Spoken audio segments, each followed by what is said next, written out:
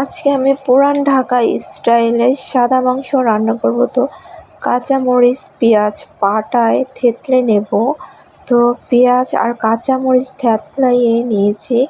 এখন আমি আগে থাকতেও টক দই বানিয়ে নিয়েছি, টক দইগুলো দিয়ে দেব।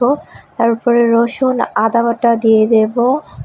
তারপরে আমি হালকা একটু গরম মশলা এলাচ বাটা দিয়ে দিয়েছি।